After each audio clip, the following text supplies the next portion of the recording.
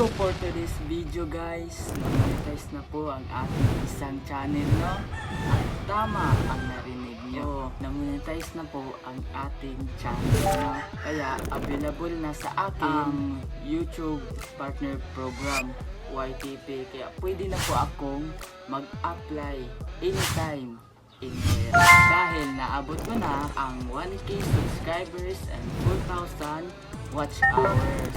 Pero sa kasamaang palad, hindi ko po yun maklik. Hindi ko po yun maklik yung apply for YPP. Bakit?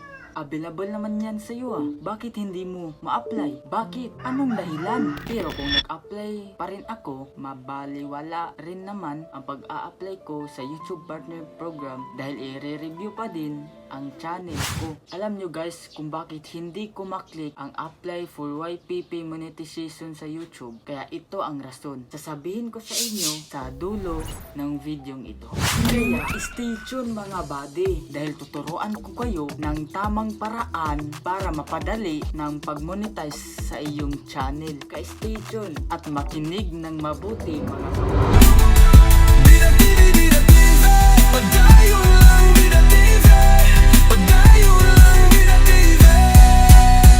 Hangtod maabot ang tanan. So what's up guys? Welcome back to my channel again. At salamat po sa panonood sa aking ikalawang channel ng Kuya MJ. Ako po si Kuya MJ, ang director sa VC Viners Production. Kaya guys, sa hindi nyo pa ako nakakilala, tawagin nyo po ako sa pangalang Kuya MJ. At ito yung YouTube tips channel ko guys. Kaya sa hindi pa nakasubscribe, mag-subscribe ka na para sa latest upload ay updated ka. Kasi dito ko ilalagay yung mga YouTube tips na dapat nyo matutunan sa tamang paraan para magamit nyo sa tamang content at maiwasan ang copyright claim at reuse content. At tama ang narinig nyo guys, na monetize ako sa maling paraan, hindi sa tamang paraan. Kaya kung ayaw nyo magaya sa akin, kung ayaw nyo magaya kay Kuya MJ, pues tuturuan ko kayo sa tamang paraan sa pag-content. Kaya itong mga sasabihin ko sa inyo na mga dapat iwasan hanggat maaga pa, iwasan nyo na. Iwasan nyo na ang mga maling babaeng minahal nyo. Joke lang guys. Number 1,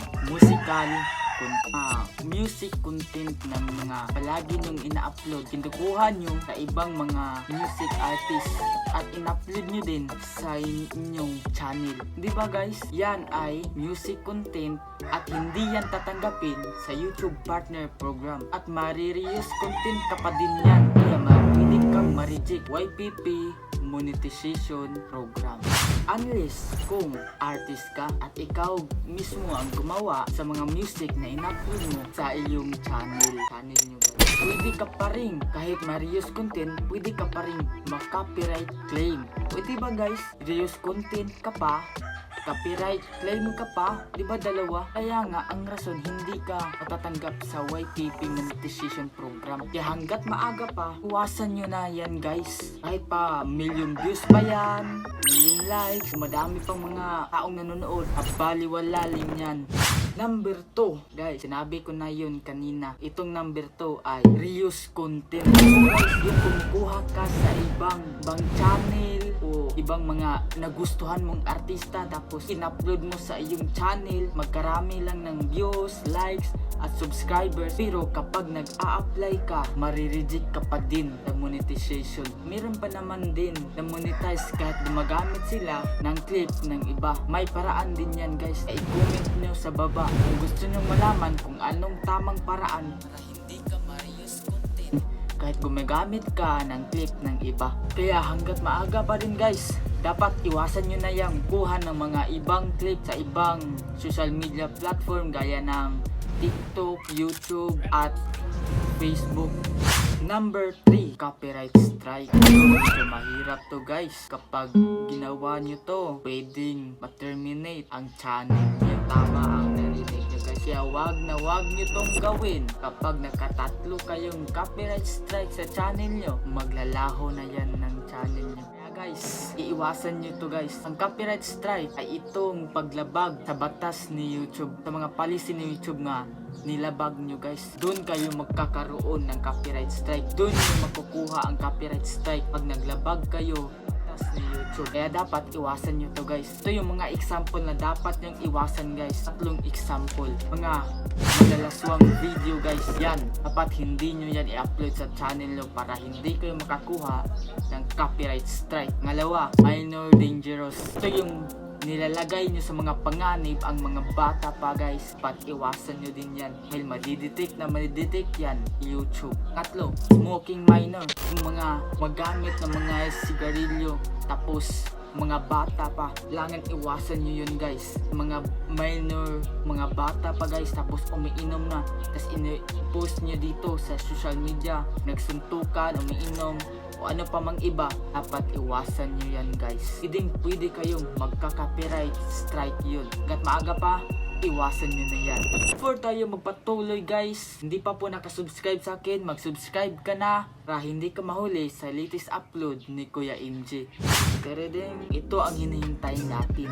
Ano bang dahilan kung bakit hindi ma-click at ma-apply ko sa YouTube Partner Program kahit na monetize na ako at naabot ko na ang 4,000 watch hour ni YouTube na requirements niya. Ito yung mga dahilan, mga rason sa aking iisang channel guys kung bakit hindi ko po ma-click na monetize. Dahil kapag kinilik ko, i-review nila tapos makikita nila doon mga mali paraan ang mga na-content ko. Hindi copyright strike pero ito yun guys. Mayroon akong copyright claim guys. Sobrang dami ng copyright claim ko guys. Kaya dapat sinabi ko kanina, iwasan nyo ang copyright claim. Pero hindi naman masyadong affected ito sa channel. Iwasan nyo lang para hindi madagdagan yung issue ng channel nyo guys. Actually, mga video ko, pangalawang rason sa channel ko guys, ito yun, reuse content talaga guys. Gumagamit talaga ako ng, kasi nga noon idol ko talaga yung artista namin. Gumagamit ako ng clip ng iba, ipinost ko sa channel ko, tapos huli na pala ang lahat ng nalaman ko guys, hindi pala pwedeng tanggapin yung YouTube Partner Program na